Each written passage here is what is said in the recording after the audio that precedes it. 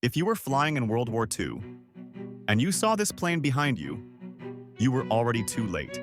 Because the Messerschmitt BF 109 didn't chase fights. It finished them. Fast, aggressive, and almost impossible to escape once it had the advantage. And the worst part? It was everywhere. From the first days of the war to the very last battles over Europe. This aircraft kept showing up, over and over again. So how did one fighter become so deadly and so unavoidable? Because the BF 109 wasn't built to survive. It was built to strike first and end the fight before it even started. Because on paper, the BF 109 doesn't look unstoppable. It's small, light, and relatively simple. But that's exactly what made it so effective, because it was built for speed, climb rate, and quick, aggressive attacks, which meant it could strike fast and disengage just as quickly. And this is where things start to change, because the BF 109 didn't fight like a defensive aircraft. It fought like a hunter, attacking from above, with speed and control. And once it committed, it hit hard.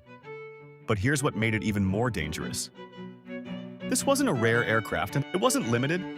It wasn't hard to find. It was everywhere. Which meant if you were in the sky, you weren't wondering if you'd face one. You were wondering when. And that changes how you fight, because now, every engagement becomes more dangerous. Every mission becomes more unpredictable, because you know, at any moment, a BF 109 could be above you, already lining up the attack. And this is where its design really matters. The BF 109 had an excellent climb rate, which meant it could gain altitude quickly, and control positioning.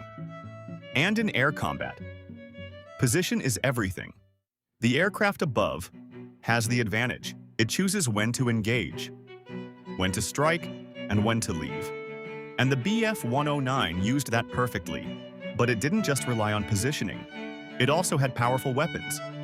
Cannons capable of dealing serious damage in very short bursts, which meant when it attacked, it didn't need much time. Just a few seconds, and the fight could be over. And this is where things became deadly, because many of the pilots flying the BF 109 were incredibly experienced.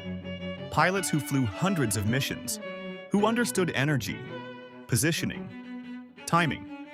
And when you combine that level of experience with an aircraft built for aggressive combat, you get something extremely dangerous.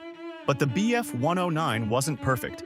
It had limitations, short range, which meant it couldn't stay in combat for long periods, and challenging handling on takeoff and landing, which caused problems even outside of combat. And as the war continued, new aircraft began to challenge it. Faster, more advanced, better equipped. But even then, the BF 109 didn't disappear. It adapted.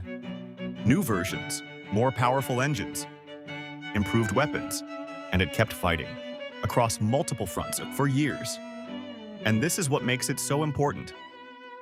Because the BF 109 wasn't just a fighter. It was the backbone of an entire air force. A machine that defined how air combat was fought. Not by surviving, but by striking first and ending the fight before it began. Because the BF 109 didn't need to be perfect. It didn't need to be invincible. It just needed to be there. And in World War II, it always was. If you enjoy content like this and want to see more deep dives into legendary aircraft, make sure to like the video and subscribe, because there's a lot more to uncover.